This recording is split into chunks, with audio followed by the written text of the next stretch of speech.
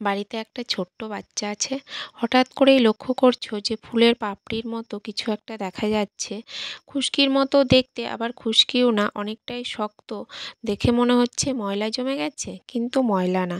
এবার আমরা খুব চিন্তিত হয়ে পড়ি, ধৈর্য হারিয়ে ফেলি।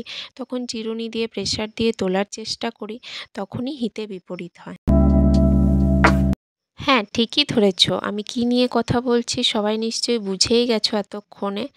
আমি বলছি বেবিদের একটা কমন প্রবলেম, যার নাম হলো ক্র্যাডেল ক্যাপ। নামটা হয়তো অনেকেই শুনে থাকবে, আর যদি না শুনে থাকো স্ক্রিনে দেওয়া ছবিটাকে একবার দেখো, তাহলেই বুঝতে পারবে। এটা নিয়ে কিন্তু এতটা চিন্তিত হওয়ার কিচ্ছু নেই। 70% নিউবর্ন বেবিদের এটি দেখা যায়। মোটামুটি ওই 0 থেকে 2 মাস কি 3 মাস বয়সের মধ্যে এটা দেখা যায়। আবার কিছুদিন পর নিজে থেকে ঠিকও হয়ে যায়। বড়দের মাথায় যেমন খুশকি হয় সেরকমই অনেকটা দেখতে, কিন্তু তার থেকে অনেকটা মোটা এবং পুরু হয়। আমরা যে ভুলটা করে থাকি সেটা হলো, এটা যেহেতু খুবই শক্ত হয়, তো আমরা এটাকে কোনো ধারালো জিনিস বা চিরুনি দিয়ে তোলার চেষ্টা করি, যার ফলে কেটে ছিঁড়ে যায় এবং ইনফেকশন হয়ে যায়। আর আমাদেরই ভুলের জন্য এটি অনেক সময় মাথা থেকে কিন্তু মুখের চারিদিকেও ছড়িয়ে পড়তে থাকে। এখন বলি এটা কেন হয়, তার আগে আমার চ্যানেলে সবাইকে স্বাগত জানাই। তো এই প্রবলেমটা কেন হয়, যদি খুব সহজ ভাষায় বলি, তাহলে বলবো যে মাথার স্ক্যাল্পে যে হেয়ার ফলিক্যালস থাকে, তার আশেপাশে যে অয়েল গ্ল্যান্ডস থাকে, ওখান থেকে যে এক্সেস অয়েল সিক্রেশন হয়, সেই অয়েলটাই জমে শক্ত হয়ে যায়, যাকে ডাক্তারি ভাষায় ক্র্যাডেল ক্যাপ বলা হয়। এই প্রবলেমটা কিন্তু আমরা কোনোভাবেই প্রিভেন্ট করতে পারি না, কারণ এটা সম্পূর্ণই হরমোন দ্বারা পরিচালিত হয়। যেহেতু এটা খুব ছোট্ট বাচ্চাদের হয় এবং বাচ্চাদের মাথার তালুটা খুবই নরম থাকে, সেখানেই আমাদের একটা ভয়ের কারণ হয়ে যায়।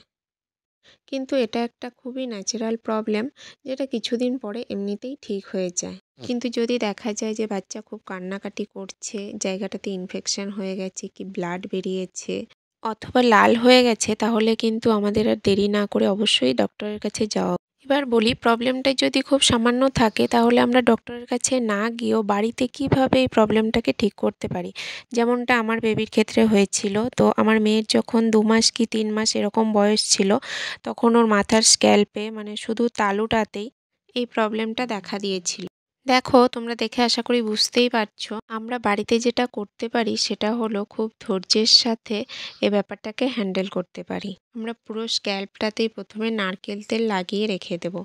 খুব ভালোভাবে নারকেল তেলটা লাগিয়ে মোটামুটি আধ ঘন্টা মতো রেখে দেব। এরপর এরকম একটা সফট বেবি ব্রাশ নিতে হবে। আমরা বড়রা যে চিরুনি দিয়ে আঁচড়াই, ওগুলো কিন্তু খুবই শক্ত হয় এবং কেটে ছিঁড়ে যাওয়ার সম্ভাবনা থাকে। তো এটা দিয়ে আমরা হালকা হাতে একটু আঁচড়ে নেব। তবে সামনের দিকে আঁচড়াবো না, আমরা সাইড টু সাইড আঁচড়াবো। সামনের দিকে আঁচড়ালে কিন্তু এগুলোর থেকে কপালে বা মুখে ছড়িয়ে যাওয়ার একটা সম্ভাবনা থাকে। পরবর্তীতে এই ময়লাগুলোর মধ্যে এক ধরনের ফাঙ্গাস এসে জমা হয়, যেগুলো এই প্রবলেমটাকে আরও বাড়িয়ে দেয়। তাই আমাদের খেয়াল রাখতে হবে যে ব্যাপারটা যেন ছড়িয়ে না পড়ে। এই প্রবলেমটাতে বাচ্চার স্ক্যাল্পে কিন্তু কোনো রকম চুলকানি বা যন্ত্রণা বা ব্যথা কোনো কিছুই হয় না। বাচ্চা বুঝতেই পারে না যে তার কোনো প্রবলেম হয়েছে।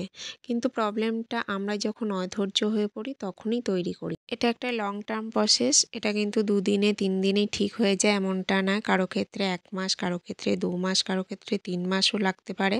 তো ধীরে ধীরে কিন্তু এমনিতেই ঠিক হয়ে যায়। আমার মেয়ের যেহেতু অল্প একটু জায়গা জুড়ে এই প্রবলেমটা হয়েছিল, তাই আমি কিন্তু ওর প্রবলেমটাকে মোটামুটি 10-15 দিনের মধ্যেই ঠিক করে দিতে পেরেছিলাম।